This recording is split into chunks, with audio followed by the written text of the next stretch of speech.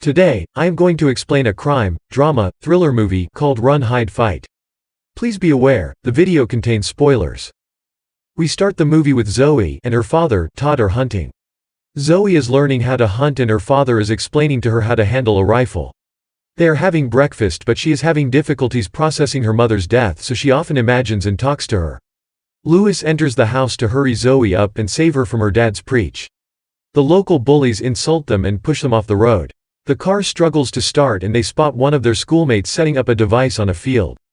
They don't think much of it as it is senior prank day, so they write it off as a preparation for a prank. Louis asks Zoe if she goes to her locker or not, but she says she is going to check it before lunch as she is already late from class. She attends math and chemistry class. She then goes to her locker and sees that Louis asked her to prom. The device planted before blows up, creating fire on the field. Kip leaves a bag at the reception just before lunch break begins. Louis and Zoe talk about the prom invitation but Zoe refuses it. Louis accidentally spills his drink on her, so Zoe has to go to the bathroom to clean herself. Meanwhile, a wooden shack explodes. A girl leaves the bathroom in a hurry and bumps into Zoe. Zoe checks the toilet and removes the ceiling panel. We see that a gun's mark is left in the dust. Jennifer, her late mother, is talking to her again about the anger issues she's having lately. A van rams into the building and 3 of their schoolmates enter the cafeteria. They shoot 3 students and Tristan stabs the PE teacher. One injured student enters the bathroom but dies in Zoe's hands. Tristan gives a speech about him being in charge and confronts one of his bully. As he tries to talk to him, Chris shoots him as well. Zoe runs and hides just before Kip enters the bathroom. Tristan tells a girl to call her mother and tell her what is happening. Then he asks everyone to do the same and call whoever they want and tell them whatever they want.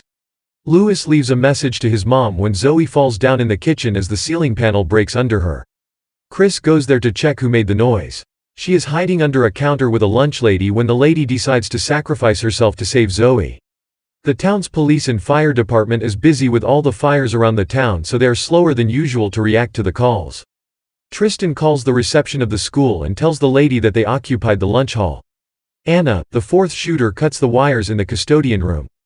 Tristan asks everyone to grab their phones and livestream the events on any social media they are on. Zoe escapes the building and warns other students about what happened inside. Tristan tells the livestream viewers that if any social media platform shuts down the stream, he is going to kill even more students. The vice principal enters the hall and tries to talk with Tristan.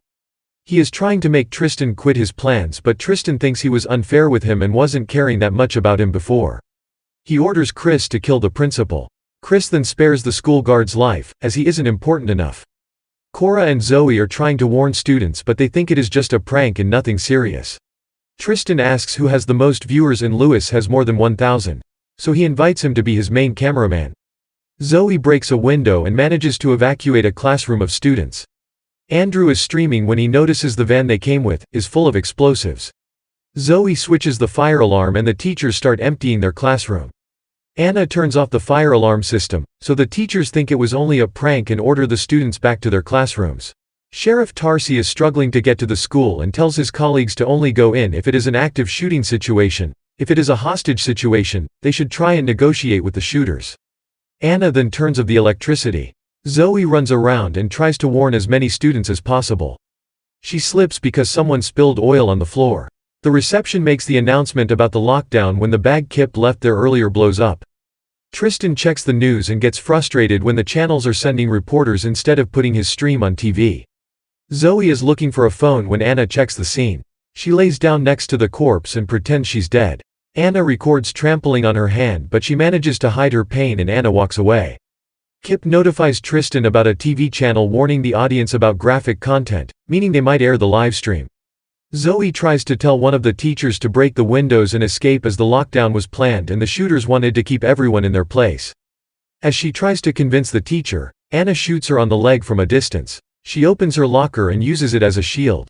Tristan enters a classroom. Ms. Nunez tries to talk him down but Tristan humiliates her and makes her take off her clothes. Zoe escapes to a room filled with balloons. Anna enters and tries to shoot her down but Zoe manages to turn the gun and shoot her in the head. Tristan is about to kill the naked Ms. Nunez when Louis tells him the viewers are interested in him and they are asking questions. Tristan is a narcissist so he can't resist it and shifts his attention to the viewers. Zoe checks Anna's body and takes her keys. The gun is empty as she killed Anna with the last bullet. She also takes her phone so from now on, she can hear what the shooters are communicating. The cops make a visit to Tristian's mother but they find out she already killed herself while watching the shooting live. Todd is gutting the deer Zoe shot earlier, when he hears the news about the shooting. Chris hears the news about police equipping for assault so he starts shooting at the cops outside. Tristan orders everyone from the classroom to the cafeteria. Chris is having hallucinations but Tristan calms him down. Kip shoots another door. Zoe is about to attack him from behind when Anna's phone turns on and Kip notices it. She runs away but Kip is behind her. Kip finds Anna's body and slips on the oil. Zoe takes a fire extinguisher and hits him on the head. She handcuffs him to a chair and she starts hallucinating about her mother again. Kip wakes up and tells her Tristan called this a reckoning. He tries to justify what he did with telling her how people bullied him but Zoe has none of it. She shuts him down and tries to awake his remorse by telling him how that innocent girl died in her arms this morning. She leaves him there after taking his shells for the shotgun. Todd arrives at the scene while Zoe finds a group of students. Zoe calls the sheriff and warns him about the group exiting the building.